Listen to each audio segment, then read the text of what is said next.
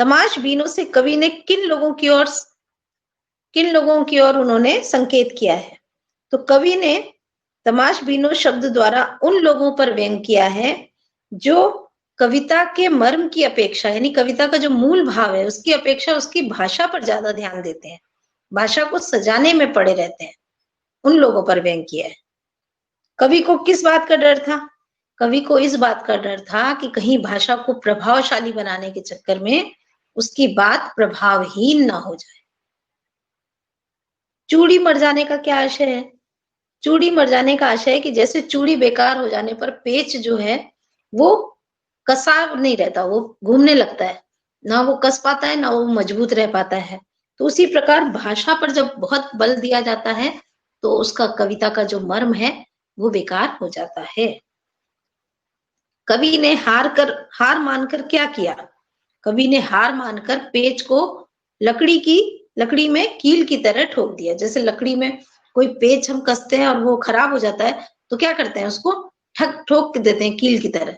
तो ठुक तो जाता है वो, लेकिन उसमें इतना कसाव मजबूती नहीं रहती है जितनी कसने में रहती है पेच। तो उसने हार मानकर पेच को लकड़ी में कील की तरह ठोक दिया। कील की तरह ठोकने का क्या आशय है? कील की तरह ठोकने का आशय है कि कविता का जो भाव है, मूल भाव है, उसको भाषा में जबरदस्ती फिट करना या भाषा द्वारा व्यक्त करने की चेष्टा करना।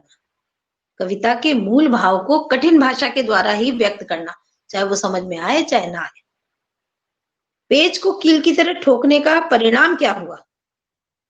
पेज को कील की तरह ठोकने पर पेज ऊपर से तो ठीक ठाक लगा, लेकिन उसमें मजबूती और कसाव नहीं थी। और अगर कविता के संदर्भ में तो भाषा के अंदर भाव को भाषा इतनी कठिन भाषा में व्यक्त किया कि भाव जो था ऊपर से लग रहा था हाँ आ जाएगा समझ, लेकिन वो समझ में नहीं आया।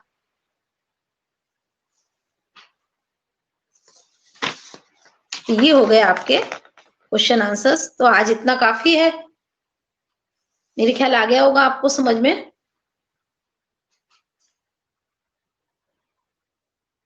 कवि परिचय और लेखक परिचय आएगा तो कुंवर नारायण का आप जरूर लिख लेना, क्योंकि ये इंपॉर्टेंट है कविता में।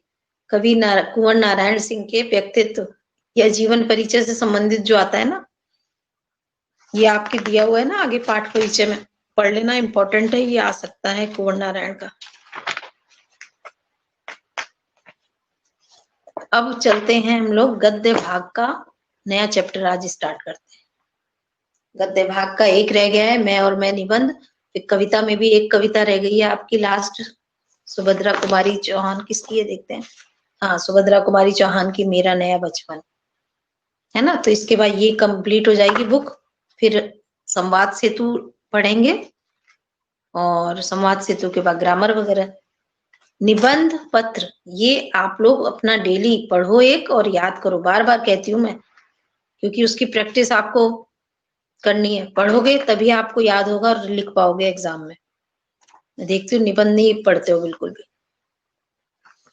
चलो निकाल लो पेज नंबर, लास्ट चैप्टर है, अच्छा है ये भी। मैं और मैं, कन्हैयालाल मिश्र प्रभाकर, पेज नंबर 91, पाठ 17। सृजन बुक पेज नंबर 91, पाठ 17, मैं और मैं, कन्हैयालाल मिश्र प्रभाकर।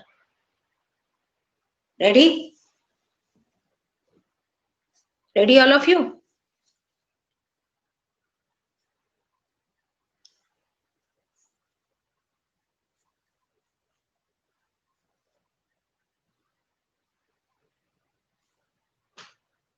क्या बात है, कोई जवाब ही नहीं।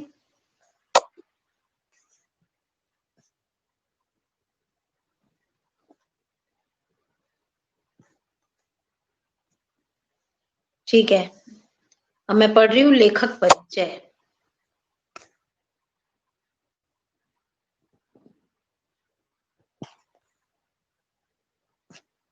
केवल 4-5 बच्चे ही दिखाई दे रहे हैं, बाकी सब अब क्या स्कूल में ही आएंगे सब। श्री मिश्र जी का जन्म सन 1906 में सहारनपुर जिले के देवबंद ग्राम में हुआ था। राजनीतिक और सामाजिक कार्यों में इनकी गहरी रुचि रही है। स्वतंत्रता आंदोलन के संदर्भ में इन्होंने कई बार जेल यात्रा भी की। इनका मुख्य कार्यक्षेत्र पत्रकारिता है।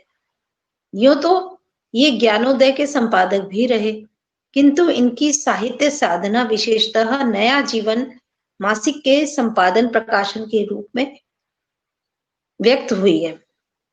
साहित्य साधना मतलब जो एक पत्रिका थी, मासिक पत्रिका थी नया जीवन, उसका इन्होंने संपादन भी किया, प्रकाशन भी किया।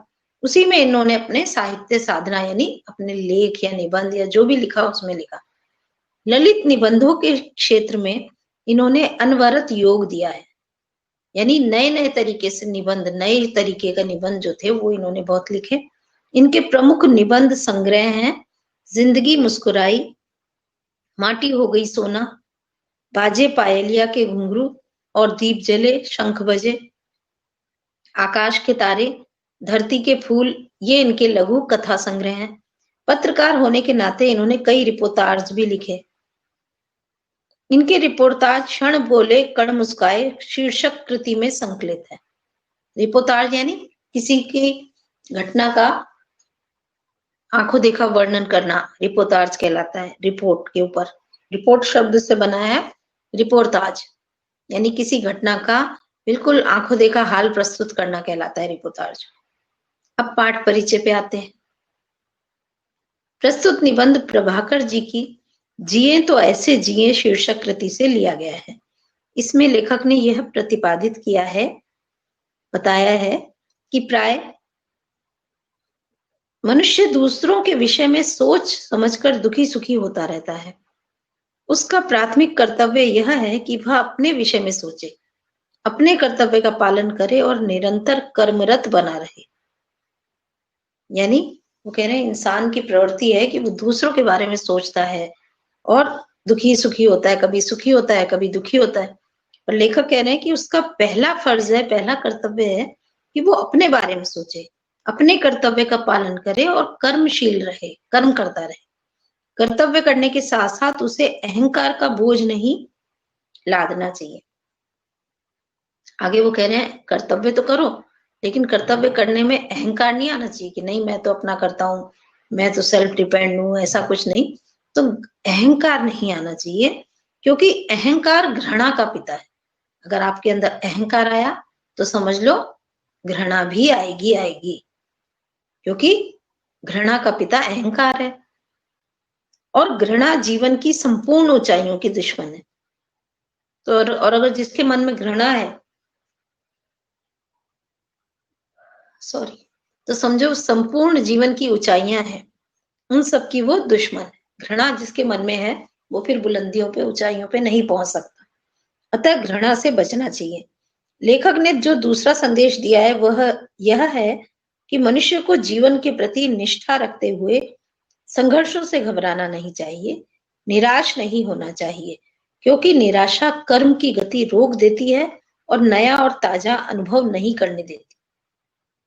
दूसरा संदेश है उनका कि जीवन के प्रति निष्ठा रखते हुए संघर्ष करते रहो और निराश मत हो, क्योंकि निराश हो गए तो कर्म जो है वो नहीं हो पाएगा, कर्म की गति धीमी पड़ जाएगी और फिर आप नया ताजा जो अनुभव करते हो वो नहीं कर पाओगे।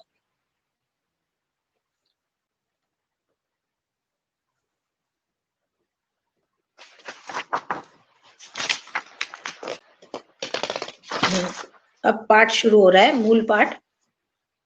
जब देखो गुमसुम, जब देखा गुमसुम। अरे भाई तुम्हें क्या सांप सूंघ गया है कि सुबह के सुहावने समय में यूं चुपचाप बैठे हो?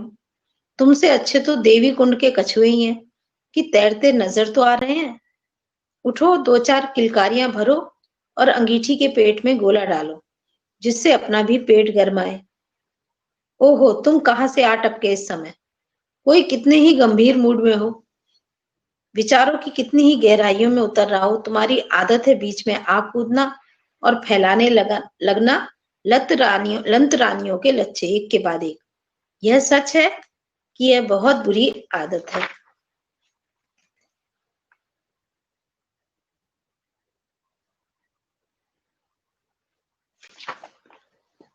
अब देखो इस निबंध में लेखक जो है उनके एक मित्र है, वो उनके घर आते हैं और उनसे बात करते हैं।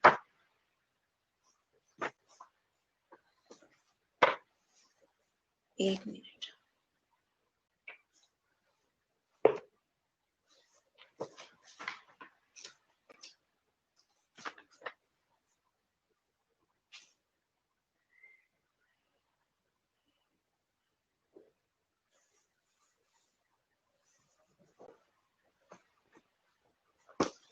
अब देखो, कहानी जो शुरू हो रही है, निबंध का जो आरंभ हो रहा है, उसमें लेखक और उनके मित्र जो है उनकी बातचीत से हो रहा है। लेखक जो है वो शांत गंभीर स्वभाव के हैं और जो उनका मित्र है वो बहुत बातूनी है और गप्पी है। अच्छा, उसकी बातें जो है वो लेखक को अच्छी नहीं लगती है और बातूनी मित्र उनसे कहता है, नहीं आप तो कुछ बोलो, चुप क्यों हो। लेखक कह रहे हैं कि आज वो कोई बात सोच रहे हैं, गहरी बात सोच रहे हैं और मित्र उनको सलाह देता है, वो हंसी मजाक में ले लेता है इस बात को। अब देखो, ये लेखक के मित्र कह रहे हैं, जब देखा गुमसुम, अरे भाई तुम्हें क्या सांप सूंघ गया है कि सुबह के सुहावने समय में यूं चुपचाप बैठे हो। ये बात कौन कह रहा है? लेखक का मित्र कह रहा है लेखक से। तुमसे अच्छे तो देवी कुंड के कछुए ही हैं कि तैरते नजर तो आ रहे हैं। देवी कुंड के कछुए यानी तुमसे अच्छे तो वो कछुए ही हैं जो कम से कम कुंड में तैर तो रहे हैं, तुम तो चुपचाप बैठे हो। उठो, दो चार किलकारियां भरो और अंगीठी के पेट में गोला डालो, जिससे अपना भी पेट गरमाए। कहने का मतलब, उठो और अंगीठी के पेट में गोला डालो मतलब कोयला डालो, यानी चूल्हा उल्हा जलाओ, खाना बनाओ ताकि पेट कुछ अपना भरे। लेखक कहते हैं उससे, ओहो तुम कहाँ से आ टपके इस समय, कि तुम कहाँ से आ गए सुबह सुबह। और इस कोई किसी भी मूड में हो, गंभीर विचारों में हो, तुम्हारी आदत है कि बीच में आकूदना और अपनी लंतरानियों के मतलब अपनी बातों के लच्छे फेंकना। और ये बहुत बुरी आदत है तुम्हारी। ये कोई गंभीर है, सीरियस है, कुछ सोच रहा है, तुम बीच में कूद पड़ो, अपनी बातें करो। तो मित्र क्या कहता है, तो हम लंतरानियों के लच्छे फैलाते हैं और तुम गंभीर मूड में हो रहते हो। सच्चाई यह है भाई की भाईजान की जमाना बहुत खराब है। जिस गधे को नमक दो वही कहता है कि मेरी आंख फोड़ दी। हम जा रहे थे अपने काम, तुम्हें दूर से देखा, सुस्त रास्ता काट कर इधर आए कि देखे तो माजरा क्या है और मामला कुछ गड़बड़ हो तो मदद करें। पर तुम्हारे तेवर कुछ ऐसे बदले हुए हैं जैसे हम सुबह सुबह 4 रुपए उधार मांगने आ गए हो और पहले इसी तरह हाथ उधार उठाए रुपए हमने अभी तक वापस ना किए हो। बहुत अच्छे रहे। अब ये मित्र तो है ही बात नहीं, बोलने की उसको बहुत आदत है। तो वो यही कह रहा है कि अरे भाई जमाना बहुत खराब है। एक तो हम तुम्हारी भलाई की बात सोच के आए कि देखे भाई क्या बात है, क्यों इतने गंभीर मूड में है, कोई मेरी मदद की जरूरत हो तो लाओ पूछूं मैं। तो मैं तो ऐसे आया हूं और तुम ऐसे बात कर रहे हो जैसे तुमसे उधार मांगने चला आया हूँ, या कभी उधार मांगे तो लौटाए नहीं रुपए। ये बहुत अच्छी रही। ये बात कौन कह रहा है? लेखक का मित्र कह रहा है। तो लेखक कहते हैं, ना ना यह बात नहीं है, तुम्हारा आना सिर आंखों पर, तुम भी ये क्या बात कर रहे हो। पर बात यह है कि मैं इस समय बहुत गहरे चिंतन में था और लो बताऊं तुम्हें गहरे चिंतन में क्या था, मैं अपने आप में खोया हूं आज। अर्थात वो ये कह रहे हैं कि नहीं ये बात नहीं है, तुम्हारा आना तो बहुत अच्छा लगा सिर आंखों पर, बहुत अच्छी बात है कि तुम आए, लेकिन बात ये मैं गहरा विचार विमर्श कर रहा था, बहुत गहरे सोच में था। और वो गहरा सोच क्या था, किस बात में मैं गहराई से सोच रहा था, क्या बताऊं, मैं अपने आप में ही आज खोया हुआ हूँ। फिर मित्र क्या कहते हैं, वाह भाई वाह, क्या कहने। लो फिर बताऊं मैं तुम्हें कि एक बात कि आज तुमने ऐसी दूर की हाकी कि अब तो सब छौंक मात हो गए। हाँ जी, तुम अपने आप में खोए हुए हो। मियाँ खोए हुए हो तो डोंडी पिटवाओ या पुलिस में रिपोर्ट लिखाओ। खड़े खड़े क्या देख रहे हो भेंगे बबूल से। अब मित्र को ज्यादा बातूनी है, बकवास करता है फालतू की, तो ये कह रहे हैं, अरे वाह भाई वाह, क्या तुमने दूर की बात कही। आज तुमने ऐसी बात कही कि सारी बातें उसके आगे बेकार हो गई। तुम कह रहे हो कि तुम अपने आप में खोए हो, तो अरे भाई अगर खो गए हो तो डोंडी पिटवाओ, यानी घोषणा करवाओ। ये खोने का मतलब मजाक बना रहा है, कह रहा है जैसे गुम हो जाते हैं ना, गुमशुदा।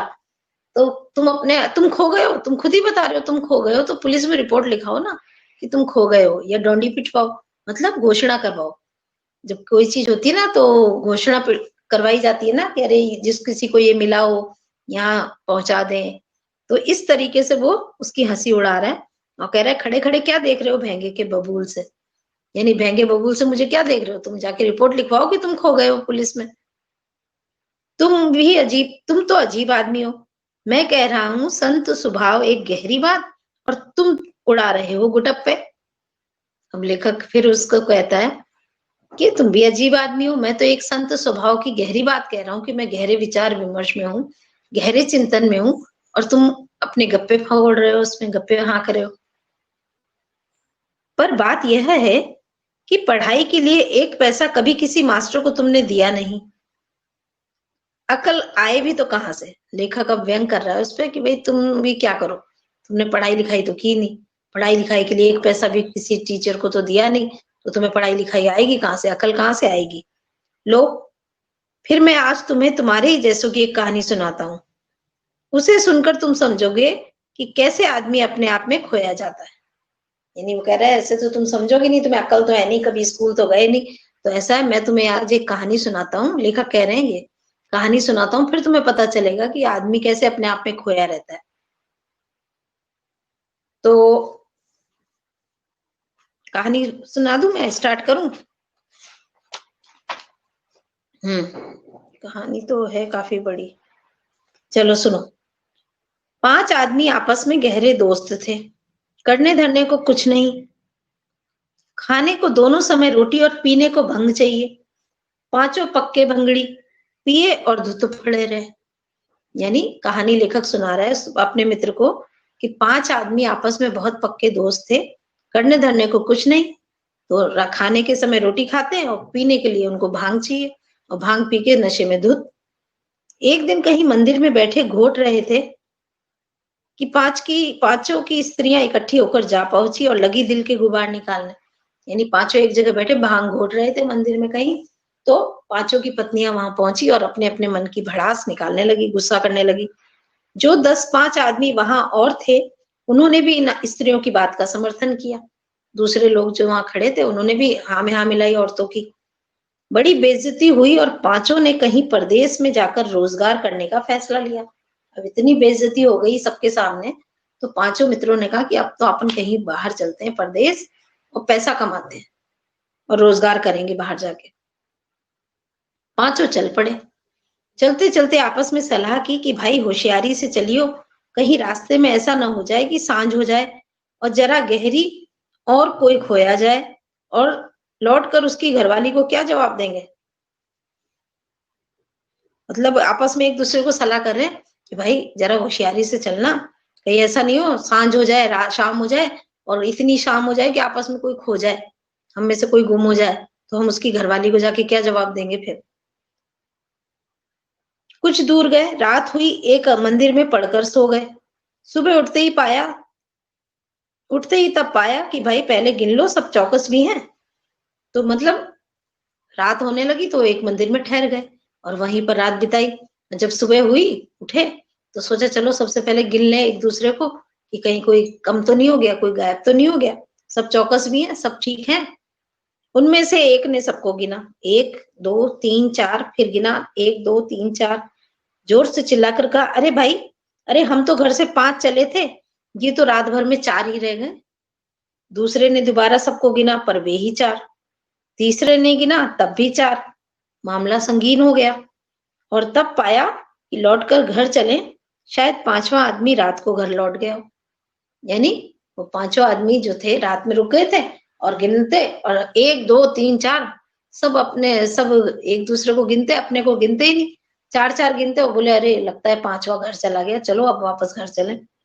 रास्ते में सबके सब रोते पीटते लौट रहे थे, रोते पीटते इसलिए लौट रहे कि एक आदमी खो गया था उनमें से। एक समझदार आदमी मिला, उसने इन्हें रोककर पूछा कि वे किस मुसीबत में हैं। उसने पूछा भाई क्यों रो रहे हो, क्या दिक्कत है, क्या मुसीबत है। इन्होंने बताया कि हम घर से 5 चले थे, पर रात भर में 4 ही रह गए। उस आदमी ने इन्हें गिना तो वे 5 थे। उसने कहा भले आदमी हो, तुम घर से 5 चले थे तो अब भी 5 ही हो, तो रो क्यों रहे हो। सब इन भंगेड़ियों में से एक ने फिर सबको गिना, 1 2 3 4। उन भंगेड़ियों में से फिर किसी सब उसने गिना, लाओ मैं फिर उससे गिन के देखूं, तो फिर 4। अपने को नहीं गिनता वो। समझदार आदमी जो था उसने कहा अरे भोंदू, अपने को तो गिन, यानी खुद को भी तो गिन। अब इन लोगों की समझ में आया कि मामला यह है कि जो गिनता है अपने को भूल जाता है।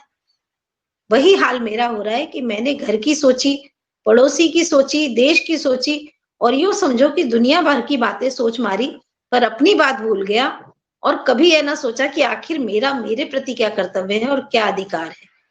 आज मैं यही सोच रहा था कि तुम आ गए। कहो फिर मैं गहरे चिंतन में था या नहीं? अब लेखक कह रहा है कि जैसे उन लोगों ने सबको गिना, अपने को भूल गए, वैसे ही मैंने भी, लेखक है, लेखक का काम ही लिखना है, तो लिखने के माध्यम से उन्होंने देश के लिए लिखा, पड़ोसी के ऊपर लिखा, देश की सोची, घर की सोची, आसपास की, मतलब सब जगह के बारे में सोच के उन्होंने अपने विचार व्यक्त किए, कभी उन्होंने खुद के बारे में नहीं सोचा। तो वो कह रहे हैं मैंने भी आज सोचा कि लाओ मेरा मेरे प्रति भी तो कोई फर्ज है, तो मैं अपने बारे में सोचूं। तो मैं अपने बारे में सोच ही रहा था कि तुम आ गए बीच में। अब बताओ मैं गहरी सोच में था या नहीं? तो भाई बात तो तुम्हारी कुछ पते की सी लगती है, पर हम दुनिया की बात सोचते हैं पर अपनी नहीं। और सच बात बड़े कह गए हैं कि जब आप मरे जग पर लो, यानी हम मर गए तो दुनिया मर गई, हम नहीं तो जहान नहीं। बात मन को लगती है पर अपने बारे में सोचे ही क्या। फिर वो कह रहे भाई बात तो तुम्हारी पते की है, हम दुनिया भर की बातें सोचते हैं, अपने बारे में नहीं सोचते। जबकि आप मरे जग पर लो, यानी अगर हम ही मर गए तो समझो दुनिया खत्म, तो हम अपने बारे में क्यों ना सोचे। हम नहीं तो जहान ही नहीं है, अगर मैं ही नहीं रहा तो ये जहान क्या रहेगा। तो जो बात मन को लगती है पर अपने बारे में सोचे तो क्या सोचे, अपने बारे में क्या सोचे, ये सोच रहा है। नहीं सोचते तो लिखाओ पशुओं में नाम, क्योंकि जो नहीं सोचता है वो पशु है, जानवर है। लेखक ने कहा कि भाई ठीक है, अगर तुम नहीं सोचते अपने बारे में तो तुम अपना नाम पशुओं में लिखा लो, क्योंकि पशु ही है जो अपने बारे में नहीं सोचता। जो क्योंकि जो सोचता नहीं है, अपने बारे में बात नहीं है, यहाँ पर बात है सोचने की, कि इंसान है वही सोचता है और पशु नहीं सोचते। तो अगर तुम नहीं सोचते हो तो फिर पशु। तो वो कहता है अच्छा तो हम पशु हैं आपकी राय में, वाह साहब आप हमें पशु बता रहे हैं। पर भाई यह तो बताओ कि तुम्हें हमारी पूंछ और सींग किधर दिखाई दिए। बतूनी बात है, बतूनी करने वाला दोस्त है, तो बातें बहुत कर रहा है और कह रहा है अच्छा आप हमें पशु बता रहे हो तो बताओ हमारी सींग पूंछ कहाँ है, जो तुम हमें पशु कह रहे हो। पशु के तो सींग और पूंछ होती है। पूंछ और सींग, पशु बनने के लिए पूंछ और सींग की जरूरत नहीं पड़ती। बात यह है कि पशुता और मनुष्यता दो भाव हैं। जो पहले सोचे फिर चले वह मनुष्य, और जो सोचे कुछ नहीं बस जिधर हवा ले जाए वहीं चला चले वह पशु। अब आई तुम्हें समझ में मेरी बात? लेखक ने समझाया मित्र को कि भाई सींग और पूंछ की बात नहीं है, बात यहाँ पर है मनुष्य के मन के भावों की। और मनुष्यता और पशुता ये मन के ही दो भाव है। मनुष्य है वो सोचता है फिर चलता है उस पर, जबकि पशु जिधर चाहे वहां चलता चला जाता है बिना सोचे। तो अब तुम्हें मेरी बात समझ में आई? तो लेखक का मित्र कह रहा है अच्छा तो सोचना जरूरी है, यानी तुम्हारे हिसाब से सोचना बहुत जरूरी है। जी हाँ सोचना जरूरी है, और अपने बारे में सोचना जरूरी है। और मैं यही जरूरी कार्य कर रहा था जब तुम आए, यानी सोचना वाकई जरूरी है मनुष्य के लिए, और मैं यही काम कर रहा था जरूरी जब तुम आए। उसके बाद वो फिर एक और दूसरी कहानी कहेगा, लेकिन ये हम पढ़ेंगे अगली कथा से, अगली बार। ठीक है, तो बस आज इतना ही। बाकी आगे की कहानी जो आगे का है निबंध हम पढ़ेंगे नेक्स्ट क्लास में। आज के लिए इतना ही। होमवर्क नोट करो आज का, जो कविता के बहाने और बात सीधी थी पर इस पार्ट के क्वेश्चन आंसर्स कंप्लीट करने हैं आपको कॉपी में, और जो आज तक पढ़ा है वो एक बार रीड कर लेना। ठीक है, तो मिलेंगे अब नेक्स्ट अगली क्लास में।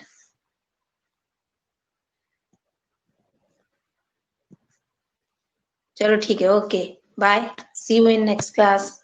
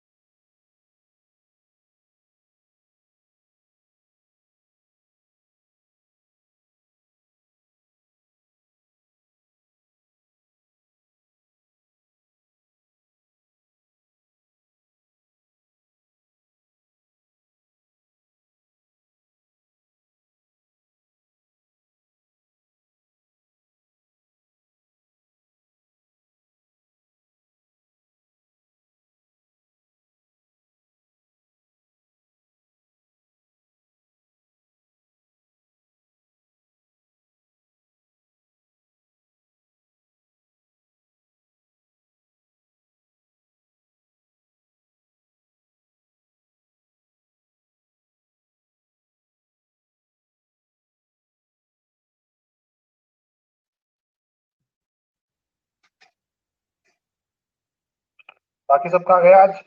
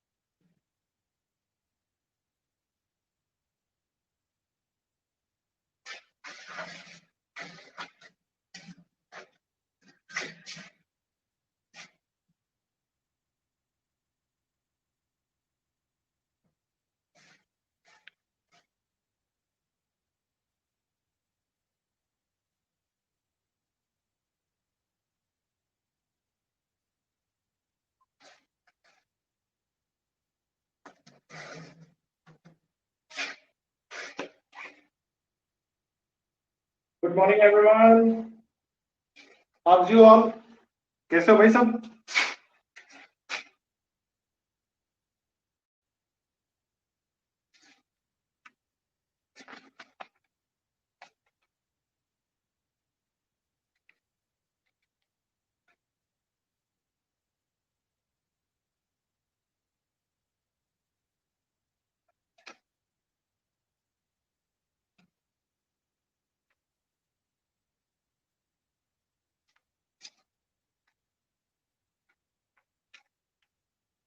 आवाज आ रही है सबको?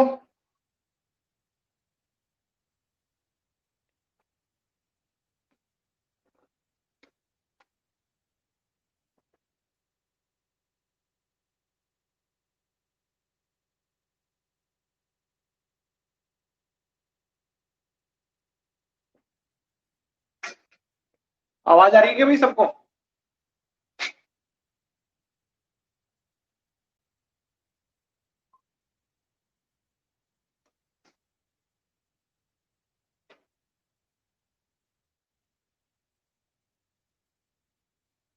सोनल बेटा, रोज क्लास में कैसे नहीं आती है?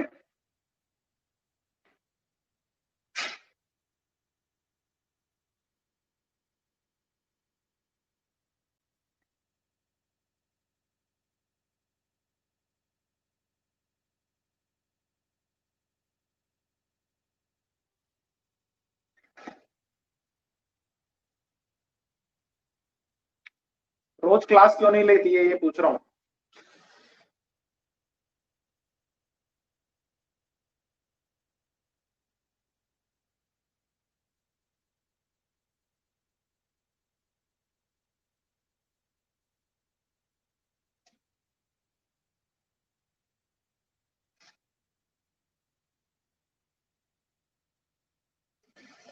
गुड मॉर्निंग मोहित, लेट चल रहा है बेटा, क्या बात है आज?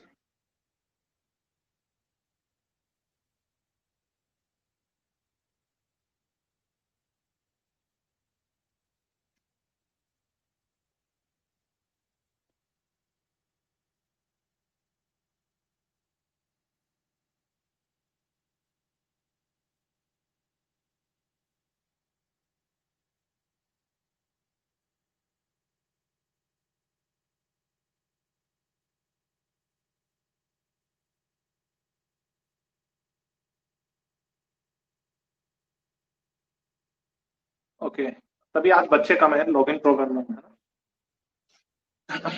चलो कुछ पढ़ के आने के लिए कहा था, क्या पढ़ के आने के लिए कहा था बताओ देने।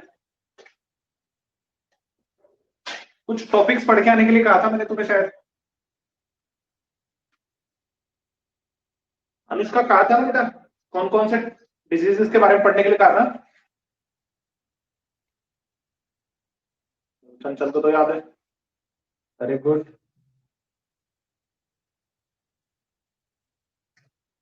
नॉन कम्युनिकेबल डिजीज कही थी, सारी नहीं कही थी, कुछ 6-7 डिजीज के बारे में कहा था ना। चलो चालू करते हैं बिना टाइम वेस्ट किए, है ना।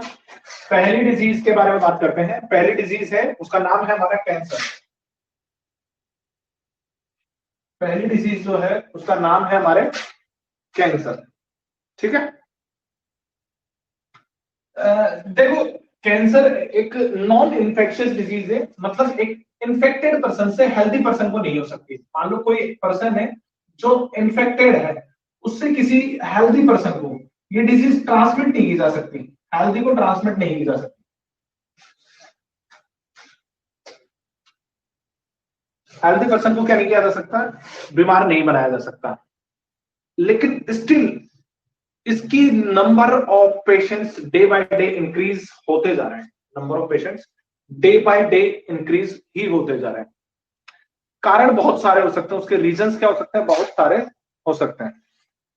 क्या क्या है वो भी चर्चा करेंगे अपन, लेकिन उससे पहले अपन एक बात कर लेते हैं कि ये जो डेडली डिजीज है जिसमें पर्सन की डेथ हो जाती है, अपन सुनते रहते हैं आए दिन उसकी कैंसर से मौत हो गई उसको, या फिर उसको कैंसर हो गया है, ठीक है।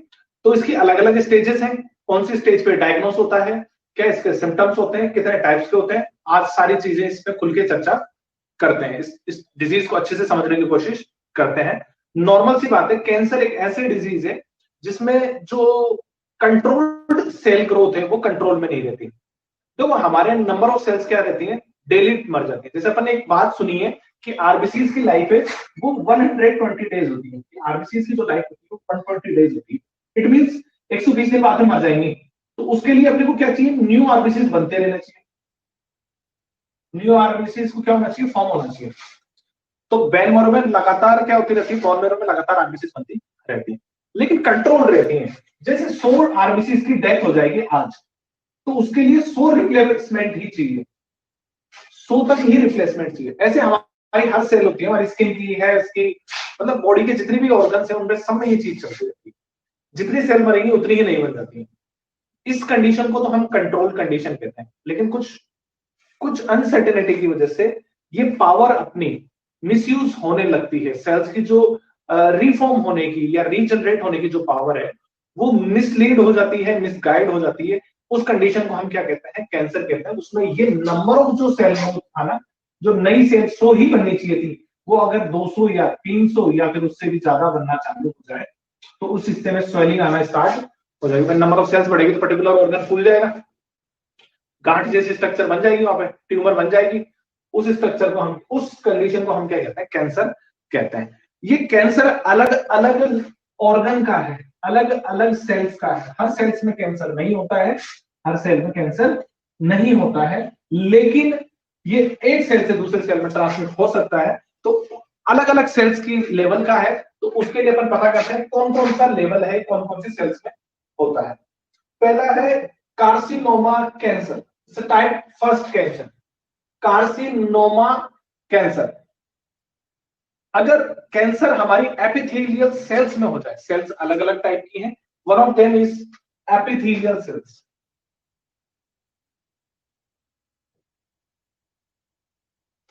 जो किसी भी ऑर्गन की आउटर कवरिंग है उसकी एपिथेलियल वॉल से अगर कैंसर होता है तो इसे क्या करते हैं, एपिथेलियल या कार्सिनोमा कैंसर कहते हैं। क्या कहते हैं, कार्सिनोमा कैंसर कहते हैं। खासकर इसमें किसी स्पेसिफिक ऑर्गन, या जैसे कि मैंने बताया कि देखो सभी ऑर्गन पे अलग अलग लेयर्स होती हैं, one of them is epithelial layer. तो मेजर ऑर्गन स्किन है, स्किन कैंसर हो सकता है, किसी अदर ऑर्गन का भी कैंसर इससे बन सकता है। लेकिन कौन सी सेल्स अपना ग्रोथ करना चालू कर दी, एपिथेलियल सेल्स। याद रखना, एपिथेलियल सेल्स का कैंसर है। इसमें एपिथेलियल जो लेयर है उसकी सेल्स क्या करने लगती है, रैपिडली ग्रो होने लगती है। दूसरा देखो हमारा है सार्कोमा। ये वर्ड अपन ने लास्ट ईयर पढ़ा होगा 11th में जब बॉन्ड पढ़ रहे थे अपन, ठीक है। एक सार्कोमा क्या है, कनेक्टिव टिश्यू है, कनेक्टिव टिश्यू। तो ये कनेक्टिव टिश्यूज का कैंसर हो गया कि क्या होंगे, कनेक्टिव टिश्यूज है, उनका नंबर क्या होने लगेगा, रैपिडली बढ़ने लगेगा, रैपिडली बढ़ने लगेगा। तीसरा इसके लिए भी अपन बात कर रहे थे, ओस्टियोमा। बोन्स का कैंसर होता है, बोन्स ही ग्रोथ करना चालू करते हैं, बोन्स बनाने वाली जो सेल्स है वो ग्रोथ करना चालू करते हैं। फाइब्रोमा, फाइबर्स का यानी कि फिलामेंट्स जो होते हैं, बोन्स को बोन से, मसल्स को मसल से जोड़ने का जो काम करते हैं, उनके अंदर अगर कैंसर हो जाए। ग्लायोमा, जो कनेक्टिव टिश्यूज का ही कैंसर है, लेकिन कौन से वाले, कनेक्टिव में कौन से, जो नर्वस सिस्टम के हैं, इसमें नर्वस सिस्टम काम करना फिर बंद कर देगा, नर्वस सिस्टम का, नर्व टिश्यूज कह सकते हैं इसे, इन्हें क्या कह सकते हैं, नर्वस सिस्टम से जुड़े हुए टिश्यूज। देखो 5 1 2 और है वो लिख देते हैं अपन, फिर उसके बाद में मैं एक बार दोबारा समझा दूंगा तुम्हें। मेलेनोमा, जो मेलेनिन पिगमेंट बनाते हैं उनका, यानी कि मेलेनोसाइट्स का, मेलेनोसाइट्स का क्या है, ये कैंसर है। लिम्फोसाइमा,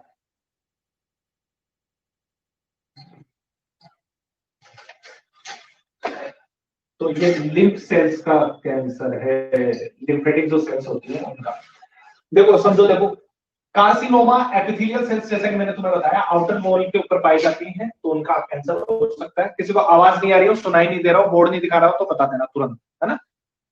दूसरा सार्कोमा, ठीक है, जो कनेक्टिव टिश्यूज बोन को बोन से कनेक्ट करने का काम करते हैं, ठीक है, जैसे यहाँ पे जो टिश्यूज पाए जाते हैं ना, इसको, इनका जो कैंसर हो जाए, इनके टिश्यूज अगर लगातार बढ़ना चालू करते हैं। ओस्टियोमा, ओस्टियोसिट सेल पाई जाती है। लास्ट ईयर अपना एक डायग्राम बनाया था कुछ ऐसा राउंड वाला, याद होता है, ऐसे ऐसे स्ट्रक्चर भी बनाई थी, ठीक है ना। उसका अगर के उन सेल्स में अगर क्या हो जाए, नंबर ऑफ सेल्स बढ़ना चालू हो जाए, तो ये कैंसर होता है हमारा, ओस्टियोमा कैंसर होता है। फिलामेंट्स में अगर कैंसर हो जाए, फिलामेंट्स जो टिश्यूज है उनका, उनकी सेल्स ग्रोथ करना चालू कर दे, तो फिलामेंटियस यानी कि फाइब्रोमा। अगर नर्वस सिस्टम के कनेक्टिव टिश्यूज में ग्रोथ होना चालू हुई है, तो ग्लायोमा। अगर स्किन के अंदर जो पिगमेंट बनाती है हमारे, मेलेनोसाइट सेल्स बनाती है, जिसकी वजह से स्किन का टोन आता है, जिसकी वजह से स्किन का क्या आ जाता है, हमारा टोन आने लगता है, टैनिंग होने लगती है, कलर आ जाता है, जिसे अपन बोलते हैं। कृति का बोर्ड क्यों नहीं दिखाई दे रहा बेटा, रिफ्लेक्शन आ रहा है क्या, या ब्लर आ रहा है?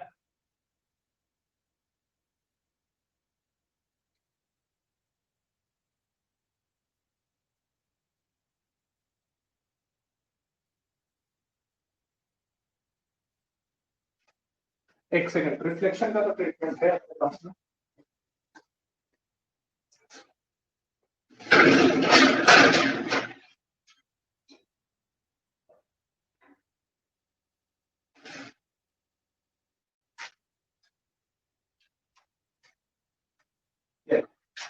नाउ बेटर दिख रहा। तो ये क्या करती है, स्किन के अंदर जो कलर होता है, मेलेनोसाइट सेल्स होती हैं, वो करती है प्रोवाइड अपने स्किन को कलर, ठीक है, पिगमेंटेशन जिसे कहते हैं, ठीक है, जिसे अपन क्या कहते हैं, पिगमेंटेशन, जो अपने स्किन का थोड़ा सा डार्क कलर है, गेहुआ रंग बोलते हैं इंडियंस का, वो इन मेलेनोसाइट्स की वजह से है। अगर ये नंबर ऑफ सेल्स ज्यादा इंक्रीज करने लगते हैं, तो स्किन का कैंसर हो जाएगा। एक है लिम्फोमा, जो लिम्फेटिक साइट्स होती है, जो लिम्फोनोड्स होते हैं, जहाँ पे लिम्फेटिक फ्लूइड का सिक्रेशन होता है, बहुत सारी सेल्स भी बनती है अपने प्रोटेक्शन, डब्ल्यूबीसी ये बनती है, तो इनका अगर कैंसर हो जाए तो लिम्फोमा कैंसर कहलाता है। तो ये कुछ टाइप्स के कैंसर हैं, ये जो हमारी बॉडी में हो सकते हैं, जो हमारी बॉडी में हो सकते हैं। अपन इनको साधारण भाषा में नहीं सुन सकते, लेकिन बायोलॉजी के स्टूडेंट हो तो अपन इतने तरीके से बता सकते हैं कि इन सेल्स का नंबर बढ़ रहा है, इस वजह से क्या हो गया, कैंसर हो गया। इन सेल्स का नंबर बढ़ रहा है तो कैंसर हो गया है। अब बात करते हैं, पता कैसे लगे कि कैंसर हुआ है किसी पर्सन को। बाहर से तो दिखाई देगा नहीं, खांसी जुकाम इसमें होती नहीं, कैंसर की इनिशियल स्टेज पे बिल्कुल पता नहीं लगता कि कैंसर हुआ है या नहीं हुआ है। तो इस चीज को डायग्नोस कैसे करते हैं, ये देखो कि इस चीज पे डॉक्टर डाउट कैसे लेके आएगा कि हाँ आपने को कैंसर टेस्ट करना। देखो पर्टिकुलर किसी ऑर्गन में अगर स्वेलिंग आ रखी है, पर्टिकुलर किसी ऑर्गन में स्वेलिंग आ जाए, ठीक है, और वो जेनेरिक मेडिसिन से, जनरल मेडिसिन से ठीक ही नहीं हो रही है, इट मीन्स कैंसर हो सकता है। ठीक है, पहली चीज। अगर किसी पर्टिकुलर ऑफिस से, कनेक्टिव टिश्यूज से कोई फ्लूइड सिक्रेट होना चालू हो जाए, वहां की सेल्स ग्रोथ कर रही हैं तो उनमें से फ्लूइड सिक्रेट होना चालू हो जाए, तो कैंसर का सिम्टम हो सकता है। अगर हमारी लिम्फेटिक टिश्यूज ऑर्गन में क्या होने लगे, अचानक से स्वेलिंग दिखाई दे, तो हमारी क्या हो सकती है, अपने को क्या दिखाई हो सकता है, कैंसर के कैरेक्टरिस्टिक्स हो सकते हैं। अपने को कहीं पे किसी ऑर्गन पे, जैसे ब्रेस्ट वाले पार्ट में अगर ट्यूमर अपीयर होती हुई नजर आ रही है, गांठ जैसी कोई स्ट्रक्चर दिख रही है, अपने को लग रहा है कि स्पेसिफिक पार्ट बहुत टाइट हो गया है, बहुत रिजिड सा अपीयर हो रहा है, स्किन हमारी क्या होती है, मस्कुलर ऑर्गन हमारे बहुत सॉफ्ट होते हैं, लेकिन जहां ट्यूमर बनेगा वो चीज क्या हो जाती है, बहुत हार्ड जैसी अपीयर होती है, तो वो कैंसर हो सकता है। बॉडी का वेट कम होने लगे, डायरिया या कॉन्स्टिपेशन ज्यादा से ज्यादा होने लगे, ठीक है, हमेशा ऐसा लगे कि पेट भरा हुआ है, हमेशा ऐसा लगे कि पेट भरा हुआ है, स्टमक कैंसर के अंदर ये सिम्टम्स होते हैं। स्टमक ऐसा फील होता है कि हमेशा पेट भरा हुआ है तो भूख नहीं लगेगी, ठीक है, या फिर गले में इंफेक्शन रहे और बहुत लंबे टाइम तक खांसी रहे, तो ये प्राइमरी कैरेक्टरिस्टिक्स हो सकते हैं आपके, जिसे प्री कैंसर स्टेज कहते हैं, जिसे अपन क्या कहते हैं, प्री कैंसर स्टेज कहते हैं। इसमें अपन क्या कर सकते हैं, फिर डायग्नोसिस करवा सकते हैं। तो ये तो हो गया हमारा किसकी बात, प्री स्टेज, जो सिम्टम्स अपीयर हुए।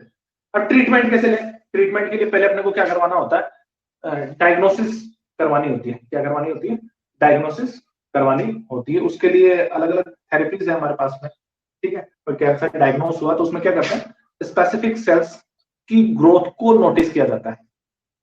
जैसे डाउट हुआ कि लीवर सेल्स ज्यादा ग्रोथ कर रही हैं, लीवर सेल्स क्या कर रही हैं, अपीयर हो रहा है कि ज्यादा ग्रोथ कर रही थी, वो क्या करते हैं, जैसे ट्यूमर भी बन गया मान लो किसी स्पेसिफिक, जरूरी नहीं है हर ट्यूमर ही कैंसर हो, तो वो क्या करते हैं, डॉक्टर क्या करते हैं, पर्टिकुलर ट्यूमर को हटा देते हैं और उस ट्यूमर की सेल्स को एक टेस्ट होता है उसमें देखते हैं, अगर उसकी सेल्स, वहां की सेल्स उतने कंपैरिजन में, यानी कि जो नॉर्मल ग्रोथ रेट, उतनी ग्रोथ रेट के हिसाब से ग्रो कर रही है, मैंने बताया था ना कि सेल्स क्या होनी चाहिए, जैसे 100 रिप्लेसमेंट के लिए तो 100 ही बन रही है, तब तक तो ठीक है। अगर वो नंबर ऑफ सेल्स ज्यादा रिस्पॉन्स कर रही है, इट मीन्स वो कैंसर है, इट मीन्स वो क्या होता है, कैंसर होता है। ये डायग्नोस्टिक टेस्ट है इनका, ठीक है। बायोप्सी करके इसको टेस्ट किया जाता है, पर्टिकुलर स्पेसिफिक ऑर्गन का फ्लूइड निकाल करके या सेल्स देख करके उन सेल्स से नोटिस किया जाता है कि अगर वो sales, number of sales particular time specific में ज्यादा बढ़ रहा है, इट मीन्स कैंसर है, ठीक है। आजकल तो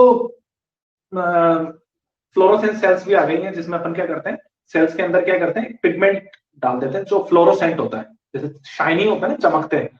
तो अगर जैसे मान लो कोई सेल है, अगर वो पर डे सिर्फ 2 ही बननी चाहिए थी, और तो वो 2 शाइन करेंगे, मतलब उसमें पहले अपन एक मार्किंग करके छोड़ती है, ठीक है, सेल के अंदर नॉन हार्मफुल पिगमेंट होता है, तो वो सेल क्या करती हैं, रिफ्लेक्ट होंगी, 2 आने से 2 ही रिफ्लेक्ट होंगी। अगर 2 से ज्यादा आ रही हैं तो वो शाइन है, अपने वो जो फ्लोरोसेंट है, जो चमक है, ज्यादा से ज्यादा सेल्स में मिलेगा, तो हमें पता लग जाता है कि सेल्स, नंबर ऑफ सेल्स क्या हो रही है, ज्यादा ग्रो कर रही है, ठीक है। तो इससे भी पता लगाया जा सकता है। ट्रीटमेंट देखो, एक तो है रेडियोथेरेपी, जिसमें अपन क्या करते हैं, रेडिएशन डालते हैं पेशेंट के अंदर, और पर्टिकुलर स्पेसिफिक ऑर्गन को क्या करते हैं, बर्न करने की कोशिश करते हैं, कम करने की कोशिश करते हैं, नंबर ऑफ सेल्स को क्या करते हैं, करने की कोशिश करते हैं। दूसरा कीमोथेरेपी, जो आपने सुना है, जो आपने बहुत बार सुना है, ठीक है। जैसे रिसेंट केसेस में देखें तो युवराज सिंह की, या दूसरी सोनाली बेंद्रे, ठीक है, तो बहुत सारे ऐसे पेशेंट आपने देखे होंगे जो बाल्ड हो गए, कज्जे हो जाते हैं ट्रीटमेंट के बाद में, ठीक है। तो वो कीमोथेरेपी से गुजरते हैं, वो एक केमिकल, एक फ्लूइड डाला जाता है अपनी ब्लड डक्ट्स के अंदर, जिससे निकाला, रिलीज किया जाता है, जिसके साइड इफेक्ट बहुत होता है, ठीक है, जिसके साइड इफेक्ट बहुत हो रहा है, आजकल काफी ज्यादा पॉपुलर है ये चीज, ठीक है ना। तो जिसको कैंसर होता है उन्हें ये दिए जाते हैं, इंटरफेरोन्स यूज करते हैं इसमें, जिस मतलब जो स्पेसिफिक सेल्स बढ़ रही हैं, जो स्पेसिफिक सेल्स बढ़ रही हैं, उनके लिए एक स्पेसिफिक केमिकल है, इंटरफेरोन्स बोलते हैं जिनको, वो स्पेसिफिक ऑर्गन तक पहुंचाया जाता है, ताकि वहां की उतनी उतनी दूर की सेल्स डिस्ट्रॉय हो जाए, मर जाए, ताकि वो ग्रोथ ही ना कर पाए, ताकि वो ग्रोथ ना कर पाए। लेकिन ये इनिशियल लेवल पे तो पॉसिबल है, जैसे 10-20 सेल है, 100 सेल है, 1000 सेल है, वहां तक तो पॉसिबल है। लेकिन अगर ट्रांसफरेबल कैंसर हो गया, ज्यादा सेल्स में बढ़ गया है, 2-3 स्टेज आगे निकल गया है, तो फिर उसे कंट्रोल करना मुश्किल होता है, क्योंकि आप जैसे मान लो 100 सेल डिस्ट्रॉय कर रहे हो, तो 100 सेल में से अगर 2 सेल रह गई तो वो जाकर के किसी और स्पेसिफिक ऑर्गन पे क्या करना चलता है, ग्रोथ करना चालू कर देते हैं। फिर वो कैंसर क्या होता है, स्प्रेड हो जाता है, बॉडी स्प्रेडिंग हो जाती है, उसमें पूरी बॉडी में फैल जाता है, फिर वो कंट्रोल नहीं होता। कैंसर की ट्यूमर बनना कोई बड़ी बात नहीं, मैंने बताया था ना आपको, ठीक है।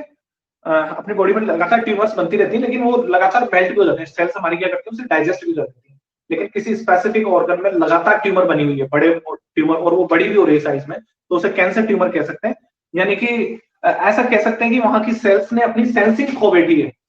जैसे मान लो कोई आपके, मान लो ईयर पे है, यहाँ पे कोई, यहाँ पे क्या होनी चाहिए थी, रोज 10 सेल्स बननी चाहिए थी, रोज 10 सेल्स बननी चाहिए थी, लेकिन उन्होंने अपनी जो कंट्रोल पावर है वो खो दी है, और वो 10 की जगह 100 बनाने लगी। नॉर्मल सी बात है, वहां पे क्या बन जाएगी, ट्यूमर बन जाएगी, ट्यूमर बन जाएगी। इस कंडीशन को बोलते हैं सेल्स गॉन मैड, सेल्स पागल हो गई हैं, अपनी सेंसिंग खो बैठी है, और इस कंडीशन को हम क्या कहते हैं, ट्यूमर कहते हैं। इसे सेलुलर लंप कहते हैं, सेलुलर लंप, सेल्स का गुच्छा, लंप यानी सेल का गुच्छा, जिसे अपन ट्यूमर नाम देते हैं। जनरली इसे डॉक्टर क्या कर सकता है, डायसेक्ट करके निकाल सकते हैं, लेकिन बाद में फिर वो क्या होता है, मैंने बताया ना, अगर एक सेल भी रह गई तो वो दोबारा बन जाएगी, दोबारा क्या हो जाएगी, दोबारा ग्रो कर जाएगी। 2 तरह के ट्यूमर्स होते हैं, एक तो बिगिनिंग ट्यूमर, ठीक है, जिसमें जनरली लेवल पे क्या होने लगता है, किसी एक स्पेसिफिक ऑर्गन, जैसे मैंने बताया ईयर पे बन रही है तो ईयर पे रहेगी, ठीक है, तो वो तो कौन सी की रहती है, बिगिनिंग ट्यूमर रहती है। लेकिन ये डिटरमाइन नहीं की जा सकती, मतलब इन्हें पहचाना नहीं जा सकता, इन्हें डायग्नोस करना बहुत मुश्किल होता है। दूसरी होती है मैलिग्नेंट ट्यूमर्स, इन्हें ही कैंसरियस ट्यूमर्स कहा गया है। भाई जब तक दूसरे ऑर्गन पे स्प्रेड नहीं हो रही तब तक तो समस्या ही नहीं है ना, कान भी हुए हटा देंगे डॉक्टर काट करके। लेकिन जो मैलिग्नेंस है ना, ये समस्या पैदा करता है। ये क्या करता है, रिफ्लेक्ट करता है एक ऑर्गन से दूसरे ऑर्गन पे, माइग्रेट कर देता है।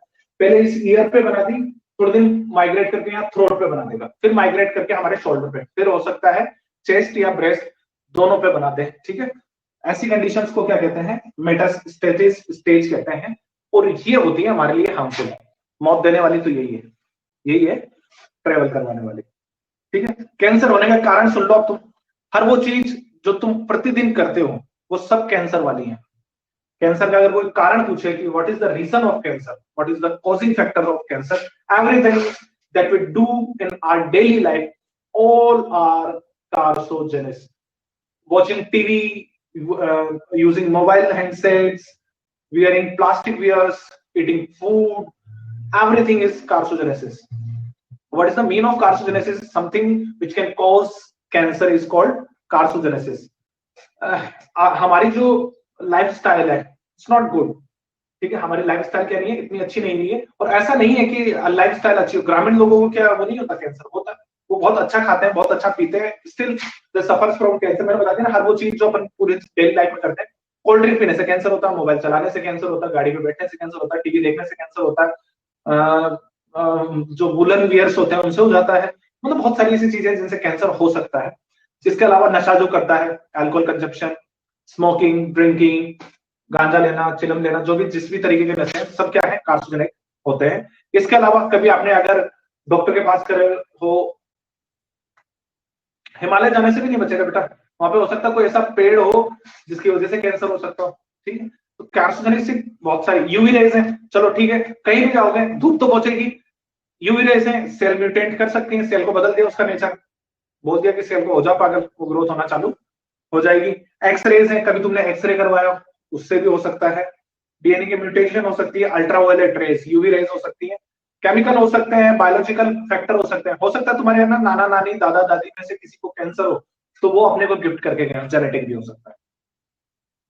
डायग्नोसिस का मैंने तुम्हें बता दिया है। डाउटफुल टिश्यूज को क्या किया जाता है, माइक्रोस्कोपिक एग्जामिनेशन किया जाता है, जिसमें उनकी नंबर ऑफ सेल्स ग्रोथ देखी जाती है, कितनी कितनी ग्रो कर रही है, कितनी ग्रो कर रही है सेल्स, उन्हीं का टेस्ट कर लिया जाता है, उनका टेस्ट कर लिया जाता है। अगर हुआ है कैंसर तो पता लग जाएगा। आजकल तो वैसे ना काफी अच्छे अच्छे टेस्ट आ गए, टोमोग्राफी आ गई, रेडियोग्राफी आ गई, ठीक है, बहुत अच्छी अच्छी मशीनरी आ गई जिससे कैंसर डायग्नोस किया जाता है बॉडी का, ठीक है, बॉडी का कैंसर डायग्नोस किया जा सकता है। देखो एमआरआई, जिसमें मैग्नेटिक फील्ड को यूज किया जाता है, एक चैप्टर था हमारे, हटा दिया इस बार सिलेबस से, वरना उसमें ये पता लग सकता था ये क्या काम करते हैं। लेकिन याद रखना, इनिशियल स्टेज पे तो अपन इस चीज को क्या कर सकते हैं, क्योर कर सकते हैं, लेकिन एक स्टेज होने के बाद में कौन सी मैग्नेटिस स्टेज आने के बाद में ये डॉक्टर मना के बस की बात नहीं होती। डॉक्टर क्या कहता है कि नाउ इट्स अनक्यूरेबल, क्योंकि हम एक ऑर्गन को अगर मान लो ट्रिम करके निकाल भी देते हैं, तो मान लो जैसे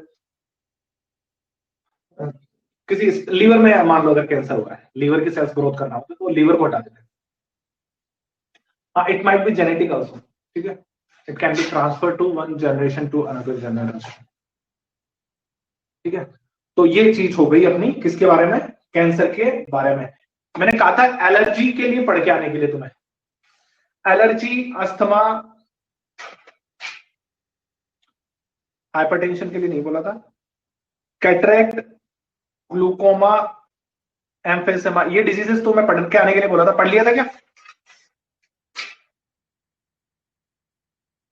मंजीत, पढ़ी थी बेटा? चंचल,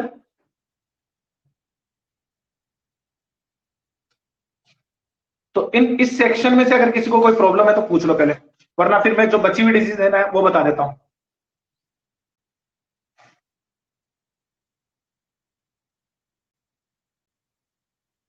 चलो पहले मैं बची हुई डिजीजेस के बारे में बता देता हूं। देखो एलर्जी एक बार शॉर्ट में सभी को एक्सप्लेन कर देते हैं, ऐसे करता। एलर्जी है, ठीक है, एलर्जी केमिकल्स जैसे हिस्टामिन है, ये हमारी सेल्स के अंदर प्रेजेंट होता है।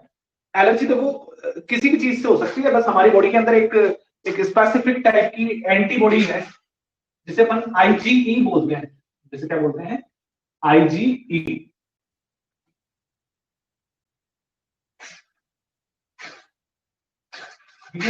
आईजीई, ये हमारे लिए क्या करती है, रिस्पॉन्स करती है।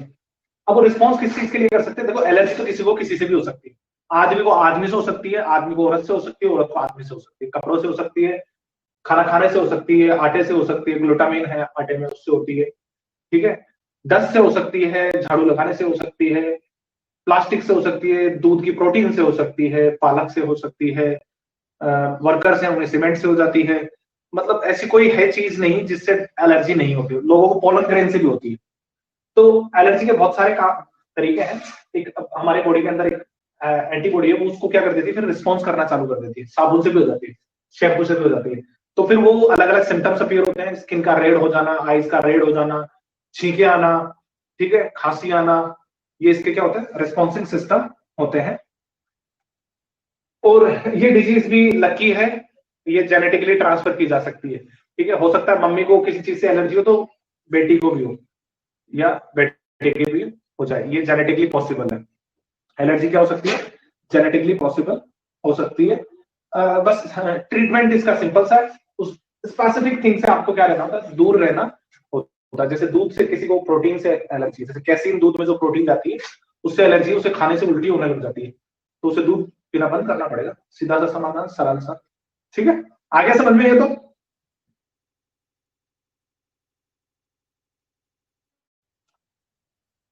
आ गया, तो थंब भेज दो एक बार फटाफट। है किसी में, आप में से किसी को है कोई एलर्जी? कोई है मेरे साथ ऐसे बालक बालिका जिसको एलर्जी हो किसी चीज से? किसी को ही नहीं है? बहुत अच्छी बात है। अभी है ना जो, अच्छा टेस्ट कब लेंगे अपन, सैटरडे को लेंगे ना? अच्छा अनुष्का को धूल से है, good, good, sorry, feel for you, बुरा लगा मुझे जान करके तेरे को 10 से एलर्जी है। अच्छा अब देखते हैं, देखो बुक से किस किस को एलर्जी है। सैटरडे को टेस्ट है अपना, देखो आज हो गया ट्यूसडे, थर्सडे की छुट्टी, तो सैटरडे को अपन टेस्ट लेंगे चैप्टर का, तो अपन देख लेंगे किस किस को बुक से एलर्जी है। जिसके नंबर नहीं है, मोहित को 10 से है, okay, feel for you Mohit too. तो अपने को ये ध्यान रखना है। अच्छा चंचल को भी है, हाँ इस चैप्टर का पूरे का टेस्ट है, ठीक है। चलो अगली देखो, अस्थमा है। अस्थमा एक देखो रेस्पिरेटरी डिसऑर्डर है, अपन रेस्पिरेशन में भी पढ़ा था अपन ने पहले, ठीक है। 10 से एलर्जी का, ठीक है। तो देखो आजकल वैसे बताऊंगा लड़कियों को ज्यादा होने लगी है एलर्जियां, है ना। उन्हें मम्मी ऐसे बोलते थे ना, आटा लगा ले तो बोले मम्मी आटे से एलर्जी, छींके आती है, झाड़ू लगा ले तो झाड़ू से एलर्जी हो जाती है ना। ये मैंने नोटिस किया है आजकल, ये बहुत चल रहा है कॉमनली। क्या कहता है मंजित, सही है क्या?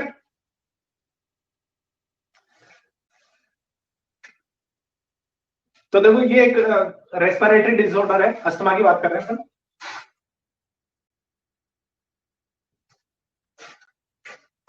तो इसमें हाँ निशा ये ट्रेंडिंग है, it's new trend like hashtag allergy to dust, ठीक है। तो देखो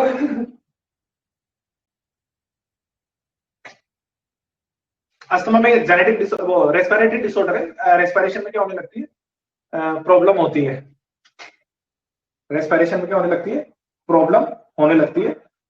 खासकर अस्थमा के पेशेंट वो मिलेंगे, एक तो जो हाइपर सेंसिटिविटी हो, जिसकी एलर्जीज कोज हो सकती है, 30 साल से कम के हैं, उसके बाद की नहीं है, उससे पहले की है। तो इसमें सिम्टम्स क्या आएंगे, आप लाल निशान बनेंगे पेशेंट की स्किन पे, सांस लेने में तकलीफ होगी, स्किन पे इचिंग होगी, जुकाम हो सकती है, कंटिन्यूअस छींक आ सकती है अस्थमा की डिजीज में। इससे बचने के लिए वो सारे फैक्टर्स जिनसे उसे एलर्जी उन्हें अवॉइड करना चाहिए। देखो एलर्जी है ना, एक अपने आप में एक सीरियस कोज है, ये जल्दी अस्थमा में कन्वर्ट हो सकती है। तो अपने को किसी स्पेसिफिक चीज से एलर्जी हो ना, तो वो काम अपने को नहीं करना चाहिए। याद रखना इसके कुछ मेडिसिन वगैरह अपने पास में है जो क्या कर सकते हैं, कंट्रोल कर सकते हैं। हाइपरटेंशन डिजीज है तो सिस्टोलिक और डायस्टोलिक ब्लड प्रेशर हमारा इतना होना चाहिए। हाइपरटेंशन है अगली डिजीज, ये दूसरी हो गई, आज की तीसरी है हमारी हाइपरटेंशन। देखो नॉर्मल कंडीशन में ब्लड प्रेशर 120 mm से लेकर के 80 mmHg तक होना चाहिए।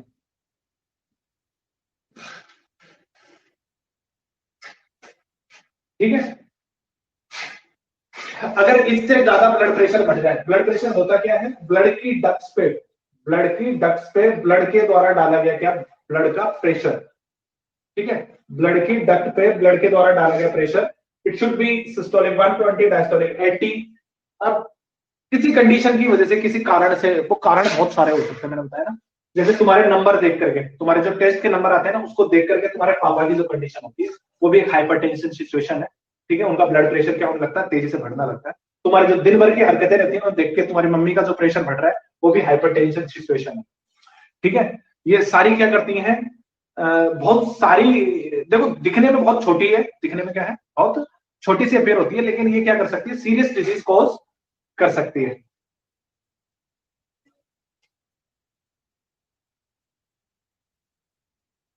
हो सकती है डिजीज, कोई भी ऐसी नहीं है अभी तक तो अपने पास क्यूरेबल ना हो एड्स के थ्रू, एड्स के अलावा। हार्ट फेलियर हो सकता है, ब्रेन स्ट्रोक हो सकता है, और किडनी भी क्या हो सकती है, इसमें डैमेज हो सकती है। अगर बहुत ज्यादा प्रेशर बनता है तो हार्ट क्या कर सकता है, फंक्शनिंग बंद कर सकता है, किडनी बंद हो सकती है, लीवर खराब हो सकता है, ब्रेन स्ट्रोक हो सकता है। अगला है मायोकार्डियल इन्फ्रेक्शन। अगर अपने पास में क्या हो जाए, जो हमारी आर्टरियल कोरोनरी आर्टरी है, जो जो ब्लड को क्या करती है, लेके जाती है, जो क्या करती है, लेके जाती है, अगर वो क्या हो जाए, ब्लड को क्या कर दे, रिड्यूस कर दे, उसके अंदर क्या हो जाए, ब्लड ले जाने वाला लेवल कम हो जाए, यानी कि जो आर्टरी है वो क्या करती है, सभी ऑर्गन्स तक। सर किसी को गेहूं की रोटी से भी होती है क्या एलर्जी? हाँ निशा जी, गेहूं की एलर्जी से, एलर्जी मतलब गेहूं से क्या हो सकती है, एलर्जी हो सकती है। गेहूं में एक स्पेसिफिक प्रोटीन पाई जाती है ग्लूटामिन, जिसकी वजह से वो थोड़ा चिकना होता है ना, जिसकी वजह से अपनी रोटी बन जाती है, लोच बोलते हैं इसको, जिसमें लोच आ जाती है, उससे हो सकती है। हम तो एक ऐसे पर्सन को भी जानते हैं जिनको है, वो गेहूं की रोटी खा लेते हैं तो उनकी 7 दिन तक आवाज चली जाती है, वो बोल नहीं सकते, फिक्स 7 दिन तक उनका गला बिल्कुल बंद हो जाता है। तो देखो माइकार्डियल इन्फेक्शन में क्या होता है, जो हार्ट को ब्लड पहुंचाने वाली जो डक्ट है वो प्रॉपर अमाउंट में ब्लड नहीं लेके जाती है, किसी ब्लॉकेज की वजह से, किसी कारण से। ठीक है, तो उस स्पेसिफिक ऑर्गन को, उस स्पेसिफिक ऑर्गन में ऑक्सीजन, यानी कि हार्ट की जो मसल्स है, जो कार्डिक मसल्स है, जो कार्डिक मसल्स है, अपन पढ़ रहे हैं क्या है, मायोकार्डियल इन्फ्रेक्शन। किसी को कुछ समझ नहीं आया तो पूछ रहे हैं। इसमें क्या होती है, अपनी कार्डिक मसल्स के पास ऑक्सीजन नहीं पहुंच पाती है, कार्डिक मसल्स के पास क्या नहीं पहुंच पाती है, इनफ अमाउंट में ऑक्सीजन नहीं पहुंचती है, जिसकी वजह से वो प्रॉपर फंक्शन नहीं कर पाती है, जिसकी वजह से वो प्रॉपर फंक्शन नहीं कर पाती है, जिससे हार्ट की मसल्स क्या हो जाती हैं, वीक पड़ जाती है। हार्ट की मसल्स क्या हो जाएंगी, वीक पड़ेगी, मसल्स वीक पड़ेगी, तो कह सकते हैं कि वो उनकी डेड वाली पोजीशन आ जाएगी, इसे मायोकार्डियल इन्फेक्शन कहते हैं। और ये कहना बुरा नहीं होगा, ये बिल्कुल हार्ट अटैक जैसा होता है, हार्ट अटैक का सिनोनिम कह सकते हैं इसको, ठीक है। इसमें हार्ट फिर क्या नहीं करेगा, काम करना बंद कर देगा। अब हुआ क्यों है, जो हमारी आर्टरी थी, कोरोनरी जो आर्टरी थी, जो ब्लड लेके किसके पास आई थी, हार्ट के पास, उसमें किसी तरह का ऑब्स्ट्रक्शन, किसी तरह के ब्लॉकेज आ जाए, तो हार्ट की जो मसल्स है, कार्डिक मसल्स जो है, उन्हें ऑक्सीजन नहीं मिलेगी, वो प्रॉपर फंक्शन नहीं कर पाएंगी, और हार्ट फिर क्या हो जाएगा, फेलियर हो जाएगा, कार्डिक अटैक कह सकते हैं इसको, हार्ट फेल होना कह सकते हैं। इसमें चेस्ट में क्या होता है हमारे पास में, चेस्ट कैविटी में बहुत तेज पेन होगा, यानी हार्ट कैविटी में क्या होगा, पेन होगा 30 मिनट तक मैक्सिमम, ठीक है।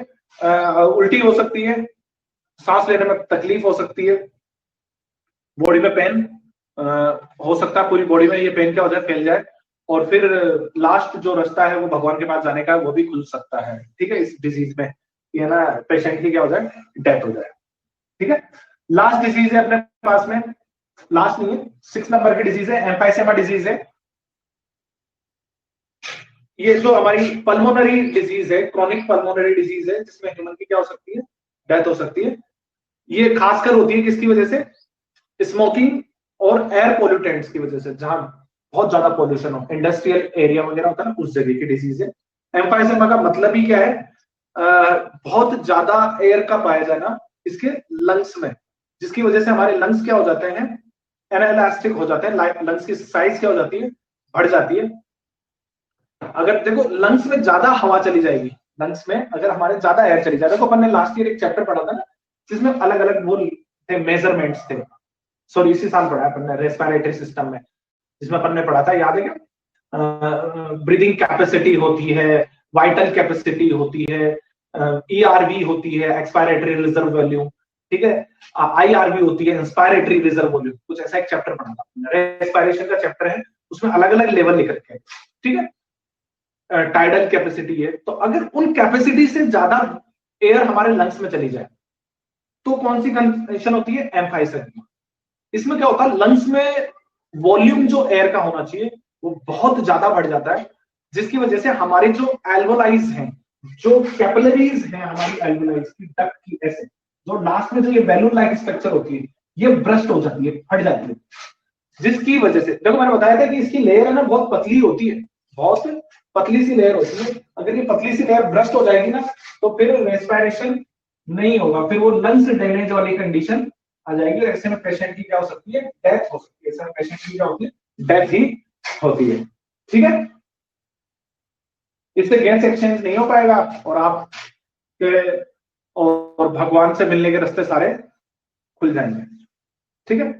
अगली डिजीज है हमारे पास में कैटरेक्ट, एज डिजीज बोलते हैं इसे, एजिंग की डिजीज कह सकते हैं, ठीक है। ज्यादातर बूढ़े लोगों में होता है, प्रॉपर न्यूट्रिशन नहीं मिल पाता आईज की लेयर्स को, जिसकी वजह से एक पतली मेम्ब्रेन क्रिएट हो जाती है हमारी, ठीक है। जो किसकी वजह से होती है, वो हमारे जो एम्फाइसेमा ल्यूमेन है, आई के ऊपर जो पाई जाती है ल्यूमेन है, वो क्या कर जाती है, ग्रो कर जाती है, जिसकी वजह से आंखों की जो इलास्टिसिटी है ना, लेंस को कंट्रोल करने की, छोटी और बड़ी, जिसकी वजह से वो ग्रो नहीं करती है, वो खो बैठता है आदमी न्यूट्रिशन ना मिलने से, और फिर उसे दिखना क्या हो जाता है, बंद हो जाता है।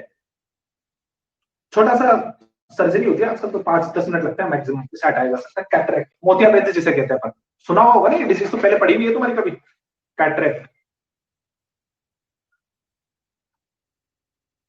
कैटरेक्ट सुनी हुई है ना।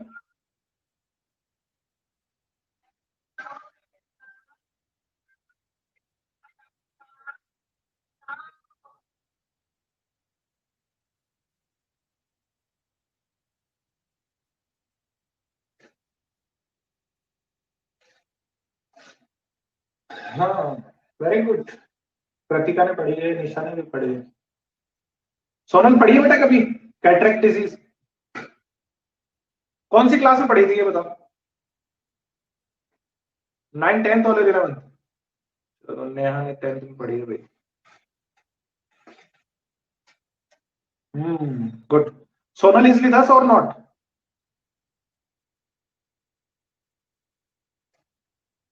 चलो अगली देखते हैं।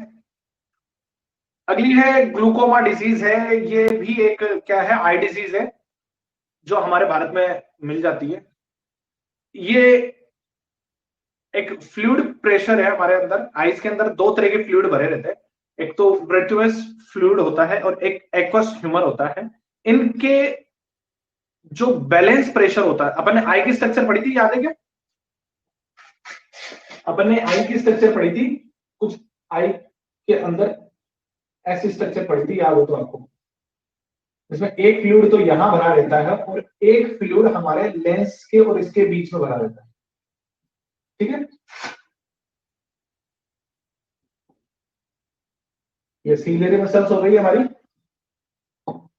तो ये तो एक्वस ह्यूमर है। तो देखो एक फ्लूइड जो ब्रेटुअस ह्यूमर है और एक्वस फ्लूइड है, इसके बीच में जो प्रेशर होता है, उसकी इनरेगुलरिटी की डिजीज को अपन क्या कहते हैं? ग्लूकोमा डिजीज कहते हैं, ठीक है? ये हमारी आई की शेप को क्या करता है? मेंटेन करके रखता है। दोनों तरफ से प्रेशर पड़ रहा है ना, तो हमारी आई की शेप क्या रहती है? बैलेंस्ड रहती है, बिल्कुल खिंची हुई आई होनी चाहिए, तभी हमारा क्या होता है? विजन क्लियर रहता है, तभी हमारा क्या रहता है? विजन क्लियर रहता है। लेंस लेंस की क्या है? डिस्टेंस को मेंटेन करके रखते हैं।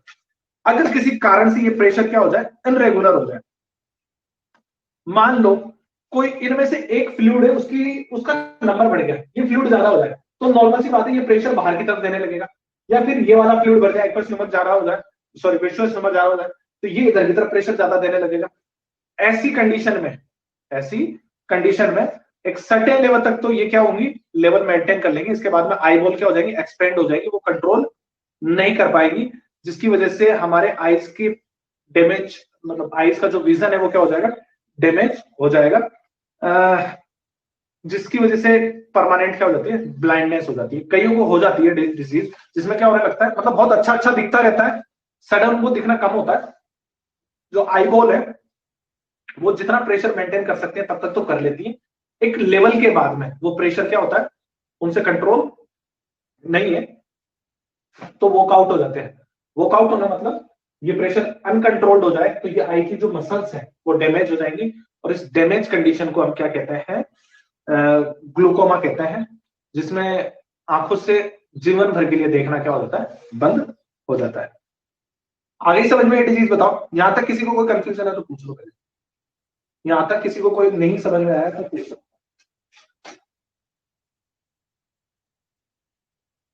यहां तक किसी के कोई डाउट है, कोई ऐसा पार्ट है जो नहीं समझ में आया तो पूछ लो।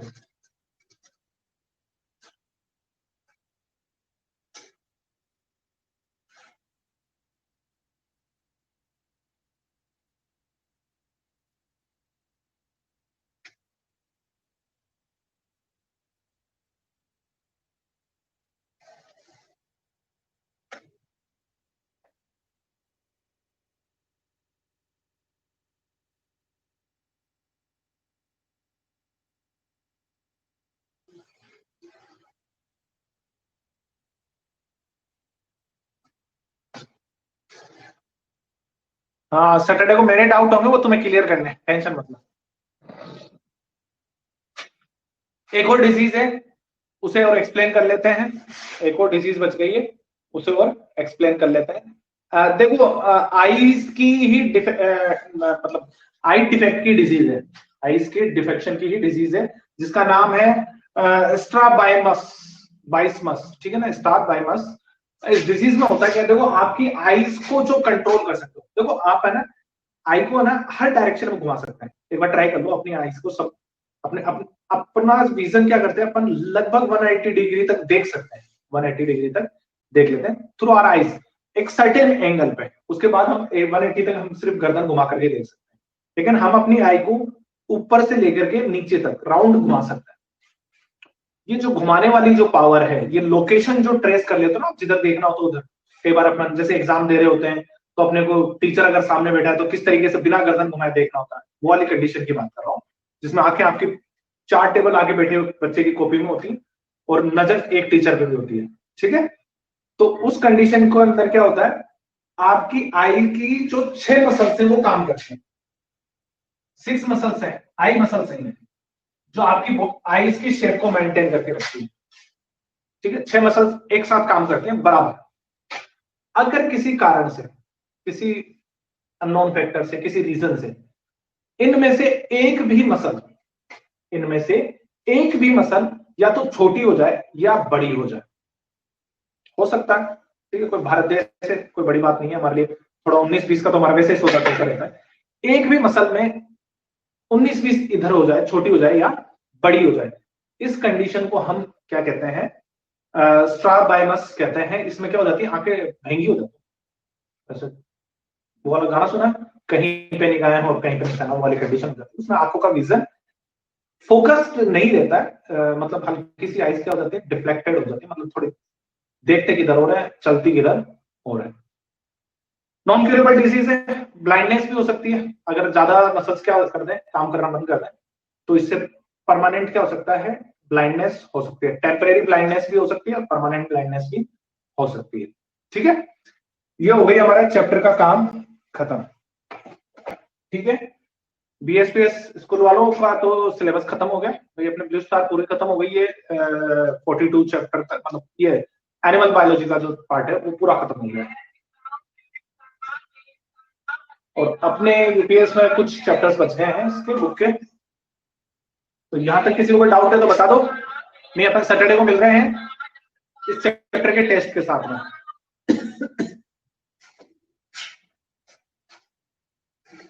हाँ, बनाने, याद कर करके बनाना।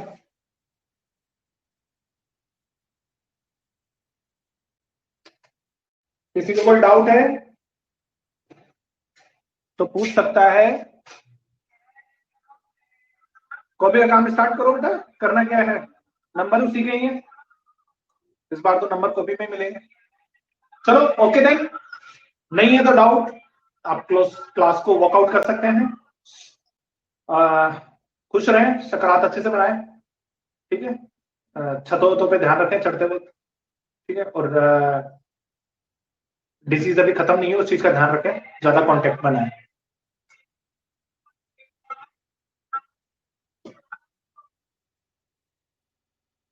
कोई सिलेबस रिड्यूस नहीं हो रहा मंजीत अब। हाँ, 18 से स्कूल ओपन हो रही है Ambika ji. You can get your consent letter from WhatsApp group, you didn't get, आप वो कंसेंट लेटर जमा कराएंगे। Okay then, see you, good bye.